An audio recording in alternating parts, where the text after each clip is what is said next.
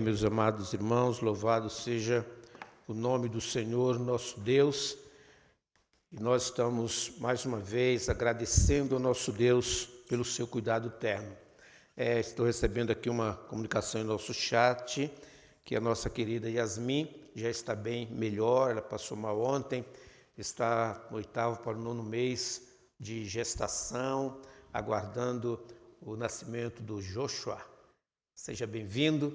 Também a Laila está no mesmo período, aguardando a chegada do Christopher. Esse pessoal gosta de colocar esses nomes, né?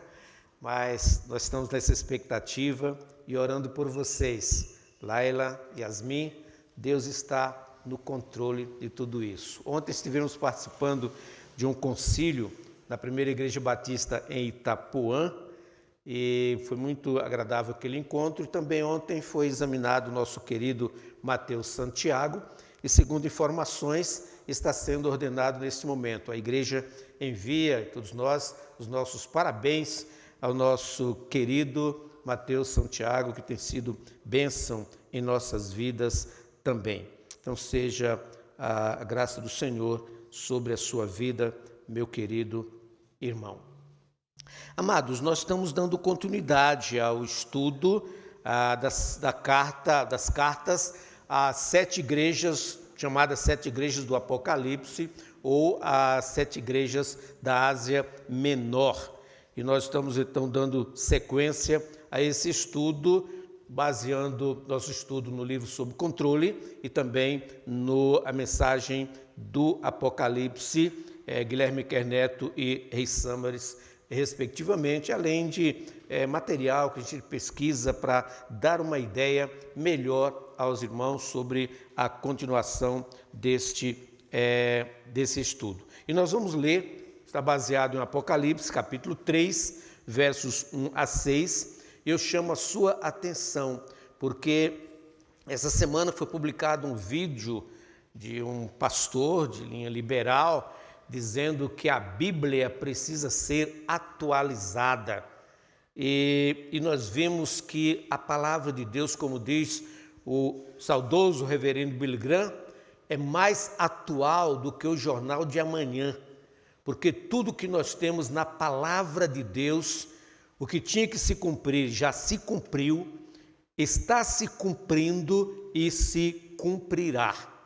Essas cartas foram endereçadas às 7 igrejas da Ásia Menor, e essas igrejas, de certa forma, elas estavam representando a todas as igrejas naquela época, nas épocas que já passaram, na época atual e no futuro.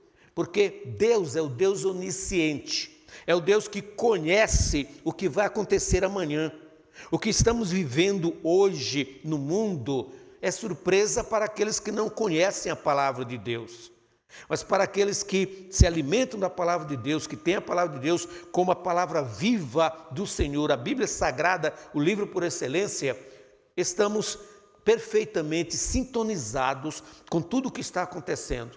E estamos nos preparando para a volta do Senhor Jesus, que está mais próxima do que possamos imaginar. Então, para o incrédulo, é momento de desespero, de angústia. Para aquele que tem a sua vida nas mãos do Senhor, é momento de segurança, de certeza plena de que o Senhor está conosco. E essa foi a experiência da igreja em Sardes. Seja aqueles que se distanciaram do Senhor, sejam aqueles que se mantiveram fiéis. Analisemos, portanto, esta carta, iniciando pela leitura do texto sagrado, que está em Apocalipse, capítulo 3, versículos de 1 a 6, que assim nos diz. Ao anjo da igreja em Sardes escreve: estas coisas diz aquele que tem os 7 Espíritos de Deus e as 7 estrelas. Conheço as tuas obras, que tens nome de que vives e estás morto. Sê vigilante e consolida o resto que estava para morrer, porque não tenho achado íntegras as tuas obras na presença do meu Deus. Lembra-te, pois, do que tens recebido e ouvido, guarda-o e arrepende-te, porquanto, se não vigiares, virei como ladrão, e não conhecerás de modo algum em que hora virei contra ti. Tens, contudo, em Sardes, umas poucas pessoas que não contaminaram as suas vestiduras e andarão de branco junto comigo, pois são dignas. O vencedor será assim vestido de vestiduras brancas, e de modo nenhum apagarei o seu nome do livro da vida.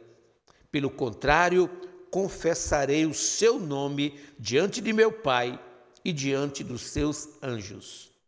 Quem tem ouvidos, ouça o que o Espírito diz às igrejas. Esta quinta carta é endereçada à igreja em Sardes, a igreja adormecida.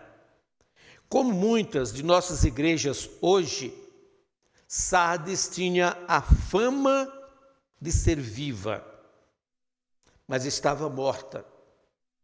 E o pior de tudo é que não tinha consciência do seu estado de miséria. Como muitas igrejas hoje experimentam essa mesma situação. Tem fama, tem nome, mas a vida espiritual, na verdade, é um fracasso. Analisemos algumas características da cidade de Sardes para melhor entendermos. Ela era uma cidade pequena e por um longo tempo fora a principal cidade grega da Ásia Menor. E nisso consistia o seu orgulho, a sua glória, por ter sido uma cidade proeminente, ter sido uma cidade importante no início da história. Por ser encruzilhada de caminhos das tropas romanas, Sardes tornara-se um centro de comércio muito forte e podendo ser considerada, por isto, uma cidade rica. Era um entroncamento, os caminhos das cidades, outras centralizavam ali, então o comércio era muito forte. Mas o seu orgulho, na verdade, na época em que a carta foi escrita, o seu orgulho era do passado, vivia do passado. Tem muita gente que gosta de viver do passado. Ah, nós fazíamos isso, nós fazíamos aquilo, nós éramos isso, nós éramos aquilo, e era dessa maneira. Tem muita gente que não acorda para o presente, para a realidade do presente e não consegue projetar o futuro. Porque vive sempre amarrado naquilo que era, naquilo que fez, saudosismo, né? E isso acontece muito. Ela estava situada, a cidade, na parte mais alta da colina. Era uma situação em que a cidade estava situada no alto da colina, era diante de um despenhadeiro de todos os lados, que não tinha como haver investida inimiga, porque havia um único caminho de entrada. Então era vigiar esse caminho e a cidade assim se sentia protegida. Queridos, uma característica que acontece nas igrejas, quando elas não influenciam a cidade, é elas serem influenciadas pela cidade. E isso acontece em nossos dias. Ou nós avançamos e enfrentamos e somos influência na cidade, ou a cidade acaba sendo influência para a igreja. Infelizmente, a igreja de Sardes, ela foi grandemente influenciada pela cidade. Infelizmente, muitas igrejas de hoje se deixam influenciar pela cidade, ao invés de ser influenciadora da cidade.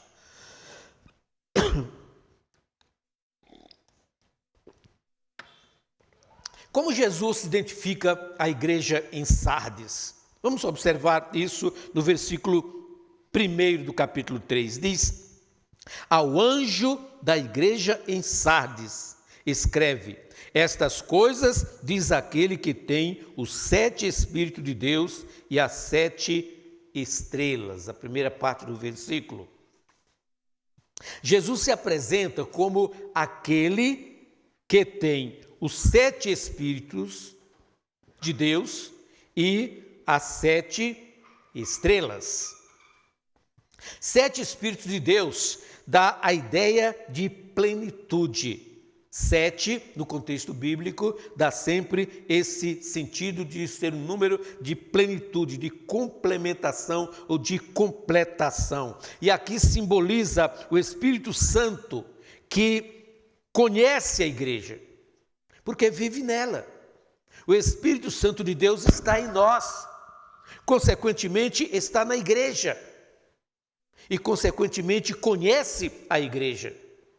Então Jesus se apresenta aqui como aquele que está sabendo de tudo o que está ocorrendo, que está acontecendo na igreja. Ele está sabendo do que ocorre. As 7 estrelas são as igrejas de Cristo. Ele cuida de cada uma delas e está no meio de cada uma delas. Amados, uma das nossas grandes alegrias, do nosso grande regozijo é saber que o Senhor está conosco, que o Espírito Santo de Deus está presente em nossa vida, que Ele conhece o nosso coração, que Ele conhece o íntimo do nosso ser. Ele sabe do tamanho da nossa sinceridade ou não. Não adianta querermos fugir da presença do Senhor, como diz o salmista, nós jamais conseguiremos isso. Mas Jesus tinha uma grande queixa contra aquela igreja.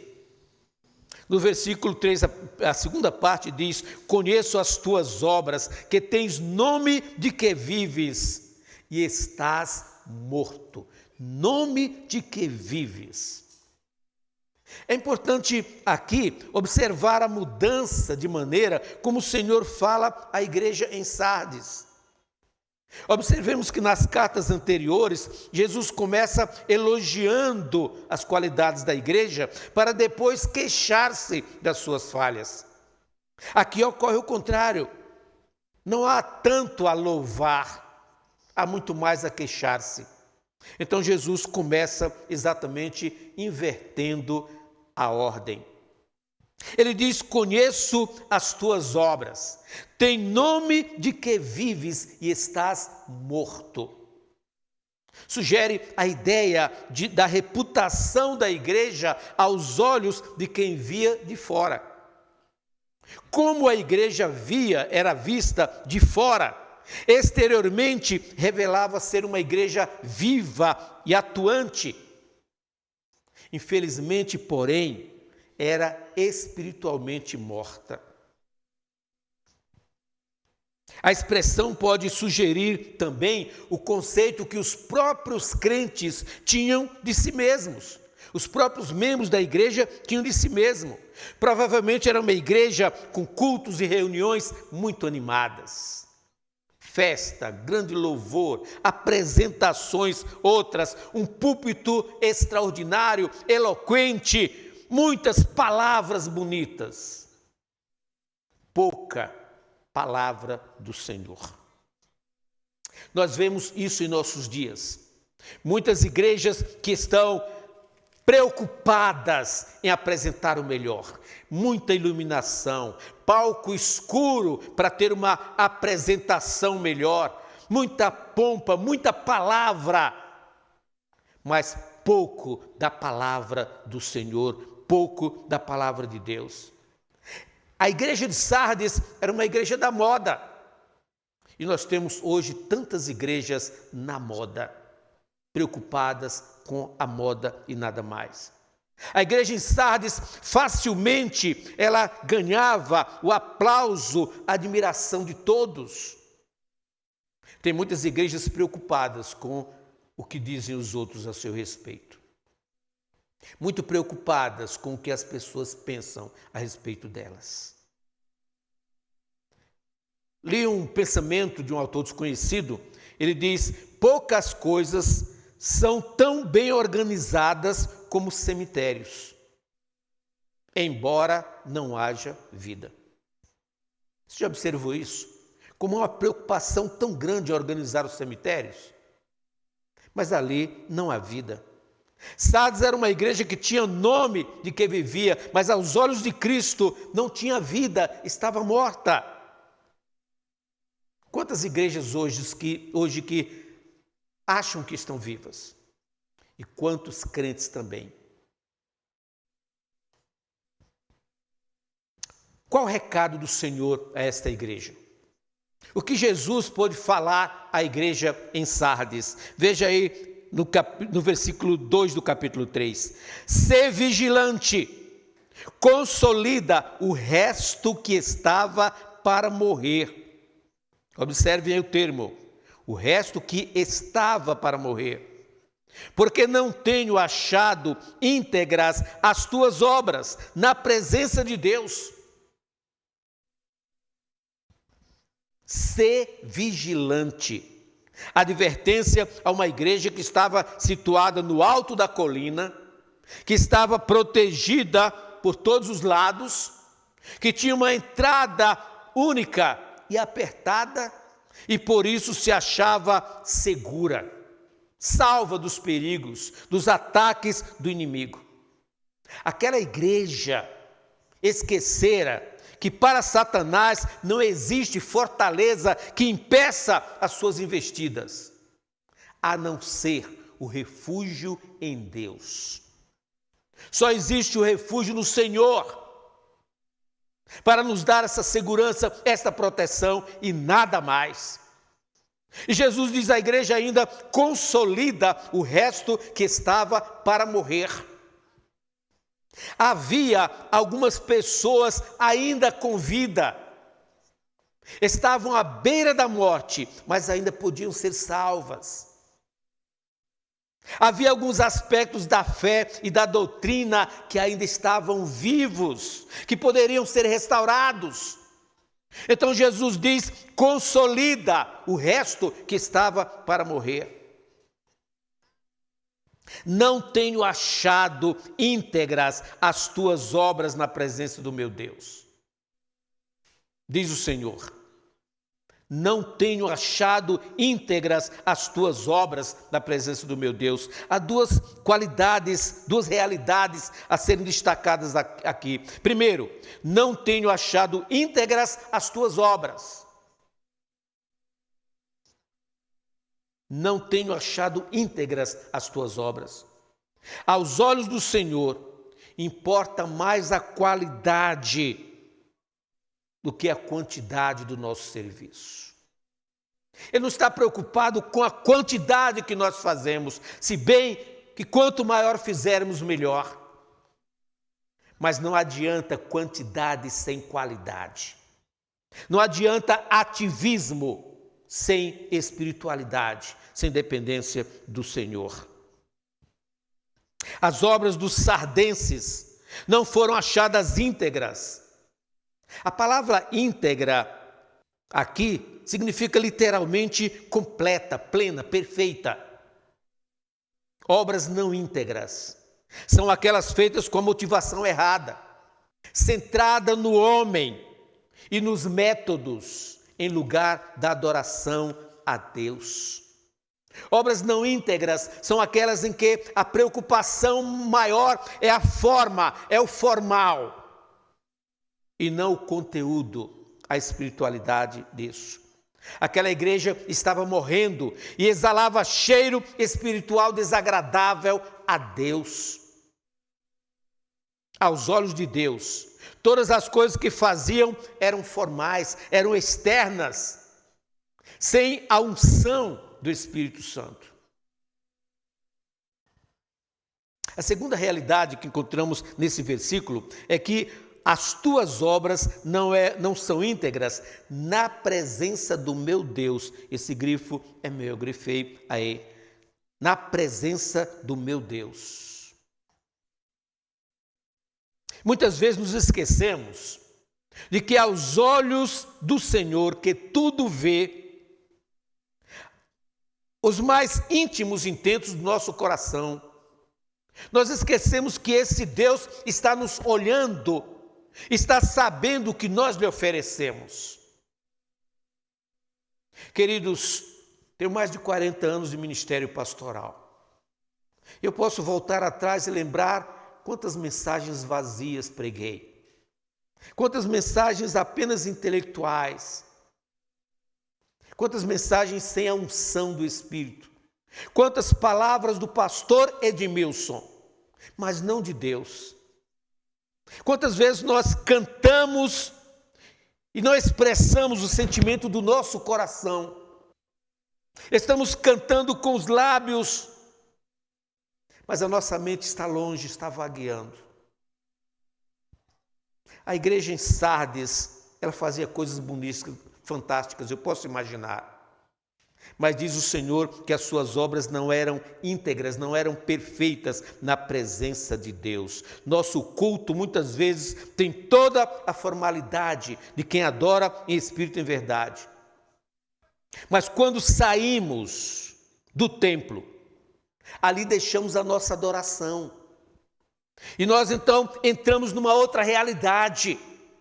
Nós passamos a semana em uma outra realidade, como se Deus não existisse, para no domingo seguinte voltarmos ao templo e então adorarmos ao Senhor com todo o nosso louvor e exaltação. Eu sempre me lembro do que eu vi de um diácono sobre o seu trabalho, quando ele disse: não, o meu trabalho lá não tem nada a ver com a igreja, lá meu trabalho é secular, eu estou na minha atividade secular, não tem nada a ver com a igreja. E tem muita gente assim, queridos, que oferecem um culto a Deus formal, achando que estão oferecendo o melhor, e quando saem do templo, a sua vida é um fracasso, é uma negação, porque não estão presentes diante do Senhor. As nossas obras não são íntegras na presença de Deus. E o que Jesus diz então?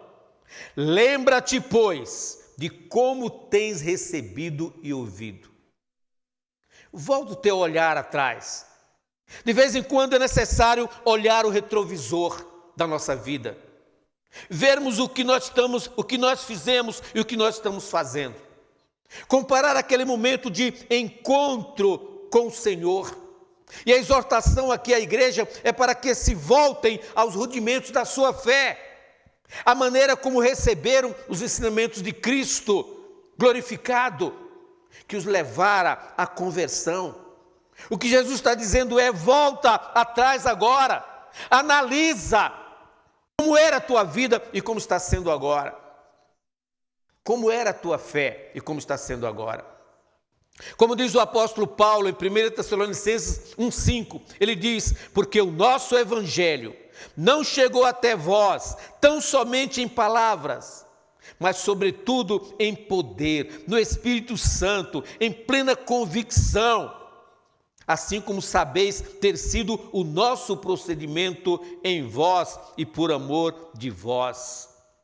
O evangelho pregado em Sardes tinha sido com poder, na unção do Espírito, e foi essa mensagem que alcançou aqueles corações, que convenceu aquelas pessoas a seguirem o Senhor. Mas com o tempo eles foram se afastando da pureza deste evangelho. Sardes tornara-se uma igreja sem posições definidas, sem posições estabelecidas. Se tornou uma presa fácil ao engano e à frouxidão espiritual. Quando a igreja negligencia a sua fé, negligencia a sua prática cristã, negligencia a palavra de Deus, negligencia a doutrina cristã, essa igreja se torna presa fácil para ser influenciada pelo mundo e assim viver de acordo com o mundo, conformada com o mundo, fazendo tudo para agradar ao mundo e não para agradar a Deus. Mesmo que esse fazendo tudo seja de forma inconsciente, mas está fazendo isto pensando que está agradando a Deus. Jesus vai mais além e diz: guarda-o e arrepende-te. A maneira de como a palavra havia chegado deveria ser o fundamento da vida. A maneira como a palavra foi pregada, foi anunciada e foi inculcado no coração, deveria ser o fundamento, a base da sua vida cristã. O que não estava acontecendo em Sardes. Agora, diante da circunstância em que se encontravam, a única reação que cabia neste momento era o arrependimento. A palavra grega metanoia, que significa mudar de atitude, voltar atrás, converter-se do mau erro. E o único caminho para eles agora era de forma humilde reconhecer o seu afastamento do Senhor e retornar aos seus caminhos. Jesus exorta a igreja a que se arrependa e faz mais um alerta: se não vigiares, virei como ladrão e não conhecerás de modo algum em que hora virei contra ti. Lembremos que essa exortação estava sendo feita a uma igreja numa cidade fortificada, numa igreja que havia proteção por todos os lados. E por estar situada nessa situação, a igreja em Sardes se achava protegida, acreditava que estava livre de ataques. A cidade pensava assim, a igreja pensava também dessa maneira. Sua história, porém, a história da cidade, mostra que em 2 ocasiões a cidade foi tomada por exércitos inimigos, quando seus guardas negligentes estavam dormindo. Conta a história que num desses ataques, no primeiro ataque, quando os inimigos vieram, o capacete do guarda havia caído e descido despenhadeiro abaixo. E ele correndo para buscar esse capacete, foi exatamente o momento em que os inimigos viram a entrada, a trilha e entraram na cidade. O capacete caiu quando estava dormindo. E agora Jesus diz para os crentes de Sardes para serem vigilantes. Ele usa esses fatores e volta atrás a sua palavra lá em Mateus, capítulo 24, versículos 42 a 44, que diz assim: portanto, vigiai, porque não sabeis em que dia vem o vosso Senhor. Mas considerai isto: se o pai de família soubesse a que hora viria o ladrão, vigiaria e não deixaria que fosse arrombada a sua casa. Por isso, ficai também vós apercebidos, porque a hora em que não cuidais, o Filho do Homem virá. Os cristãos de Sardes estavam sendo alertados para essa realidade. De igual modo, o alerta é para nós hoje. Se adotarmos a postura de indiferença e apatia da igreja em Sardes, e não voltarmos a viver conforme a palavra do Senhor, queridos, não seremos capazes de reconhecermos os sinais proféticos da vinda do Senhor. Nós estamos vendo a cada dia sinais e mais sinais. Conforme o apóstolo Paulo diz em sua primeira epístola, no capítulo 4, homens maus estão tratando coisas absurdas contra as nações, contra o povo de Deus. Sinais. Essa semana tivemos um maremoto exatamente na região onde estavam situadas as 7 igrejas e onde está a igreja de Esmirna e a igreja em Éfeso. Terremotos e terremotos, rumores de guerra, situações críticas, o comunismo querendo a todo custo assumir o poder.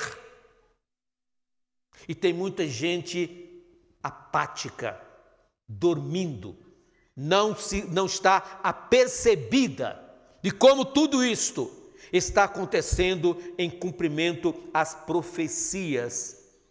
O tempo está próximo A igreja necessita exercitar-se diariamente na palavra de Deus, para estar firme nos momentos de perseguição, lutas, contendas e os demais ataques de Satanás, como diz o apóstolo Paulo em Efésios 6. A igreja precisa estar atenta, estar se exercitando a cada dia na palavra do Senhor. Queridos, eu fico triste como muitos irmãos, muitos crentes, levam a vida de maneira tão apática, tão displicente.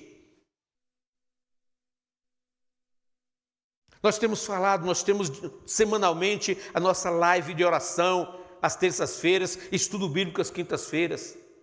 Apenas um pequeno grupo de irmãos acessam. Ah, pastor, eu estudo, eu trabalho, Muitas desculpas, amados irmãos. Muitas desculpas. Me perdoem. Reconheço que alguns realmente estudam nesse momento, outros que trabalham nesse momento, mas todos trabalham nesse momento, todos estudam. Nós muitas vezes queremos enganar a Deus. Nós brincamos com coisas sérias. Nós achamos que Deus é misericordioso, é bondoso, é maravilhoso. Mas nos esquecemos de que Deus é juiz, de que Ele julga também a nossa vida. Após destacar esses pontos fracos da igreja, Jesus encontra um motivo ali para louvar, para dar louvor àquela igreja, para exaltar aquela igreja e também lhe fazer promessa. Olha só o que diz o versículo 4 do capítulo 3. Tens, contudo, em Sardes umas poucas pessoas que não contaminaram as suas vestiduras e andarão de branco junto comigo, pois são dignas. Aleluia! Queridos, como é maravilhoso saber que mesmo em meio a tanta incredulidade, em meio a tanta apatia, em meio a tanto menosprezo à palavra do Senhor,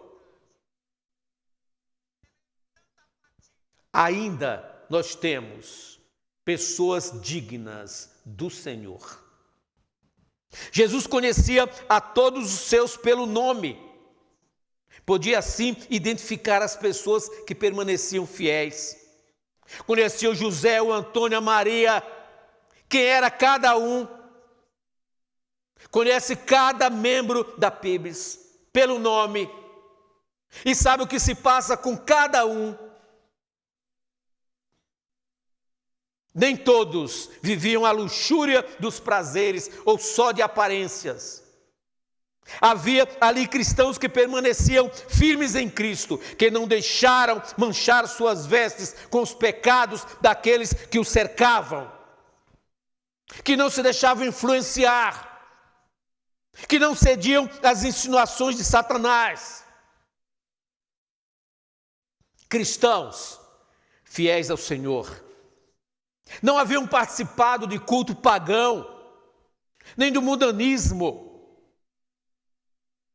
Não haviam comprometido a integridade do seu caráter diante das pressões externas e internas, ou mesmo diante das suas inclinações carnais.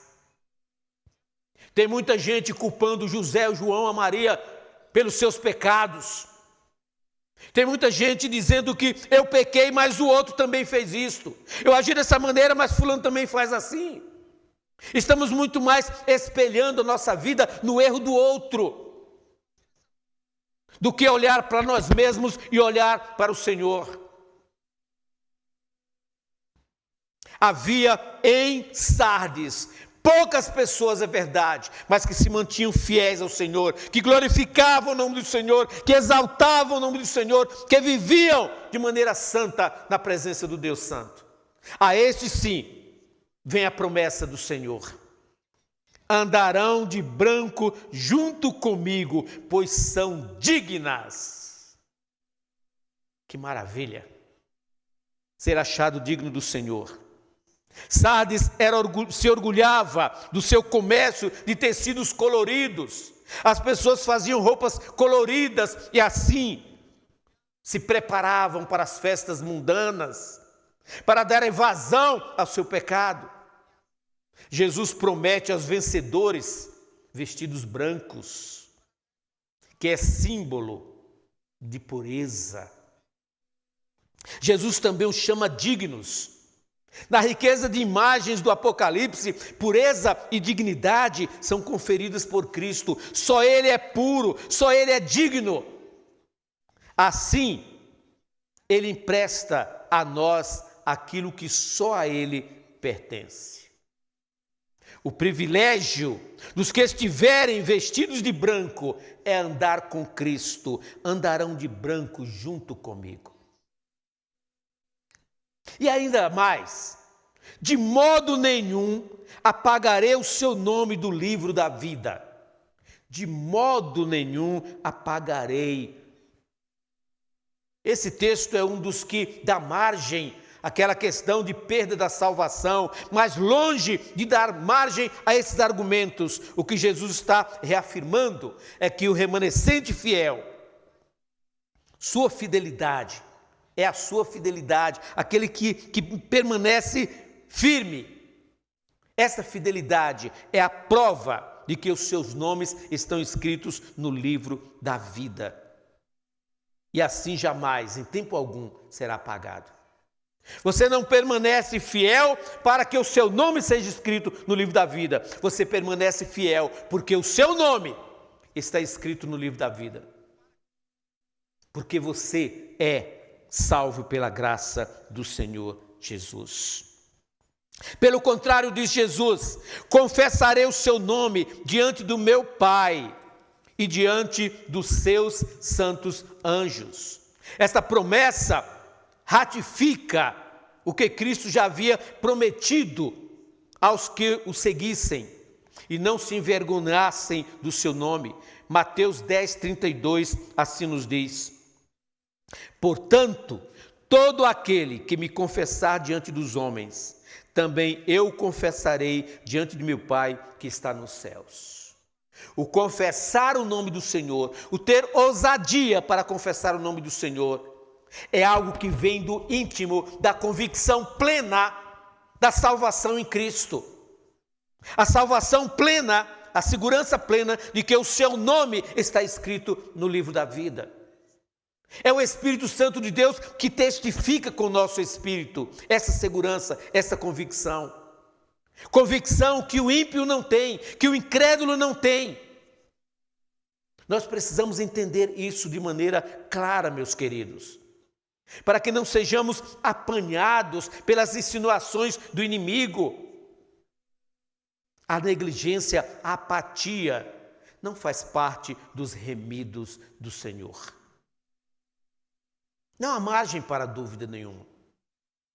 Concluindo, amados, por haverem recusado ceder às exigências do culto ao imperador,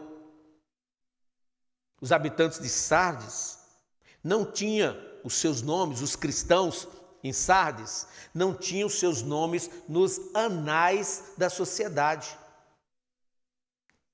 Recusaram, não tiveram essa glória, não tiveram esse privilégio de ter o seu nome constando na história da cidade, mas tiveram a glória de ver os seus nomes escritos no livro da vida.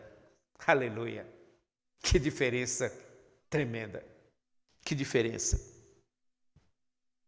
Na verdade, a grande lição que Sardes nos traz e que possa o Espírito Santo de Deus aplicar também a nós é esta, queridos. Você pode ter o seu nome no rol de membros de uma igreja e não ter o seu nome escrito no livro da vida. Preste atenção que isso é grave. Você pode ter o seu nome escrito no rol de membros da igreja, mas pode não ter o seu nome escrito no livro da vida.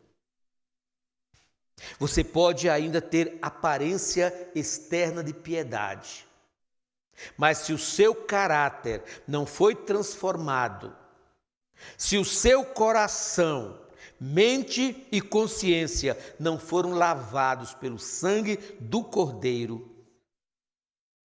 então o seu nome não está escrito no livro da vida.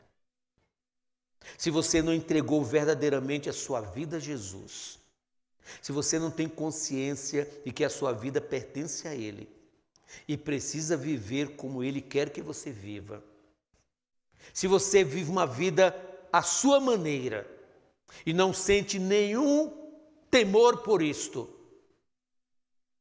pode ser que o seu nome não esteja escrito no livro da vida. Conforme lemos no livro de Provérbios, no capítulo 30, versículo 12, há daqueles que são puros aos seus próprios olhos e que jamais foram lavados da sua imundícia. Há daqueles que são puros aos seus olhos e que jamais foram lavados da sua imundícia. Tem nome de que vivem, mas estão mortos. O Novo Testamento nos ensina enfaticamente a segurança do crente e ensina ainda que o fato de alguém vencer e permanecer fiel até o fim é a prova de que era de fato redimido desde o início.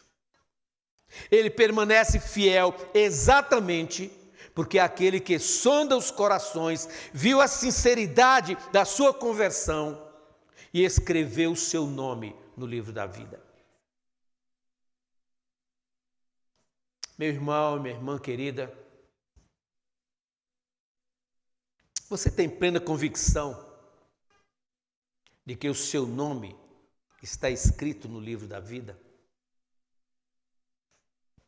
Se você é verdadeiramente salvo em Cristo, você permanecerá fiel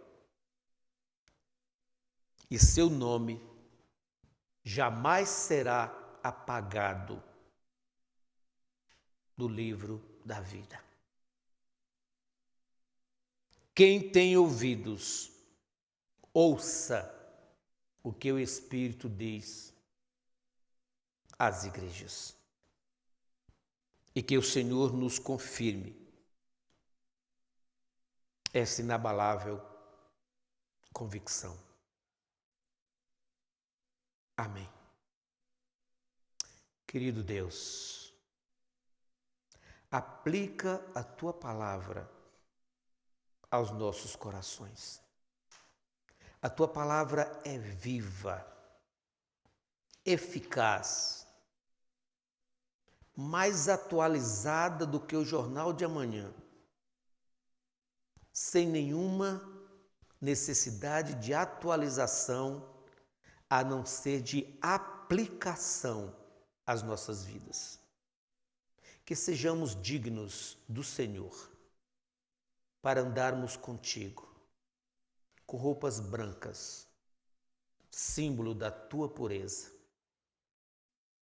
Que a graça do nosso Senhor e Salvador Jesus Cristo, que o amor de Deus, o nosso eterno e maravilhoso Pai, que as doces consolações do seu Espírito estejam sempre conosco neste mundo tenebroso e cruel em que vivemos. E que estejamos atentos e preparados para a volta gloriosa do Senhor. Que assim seja, Pai, em nome de Jesus. Amém.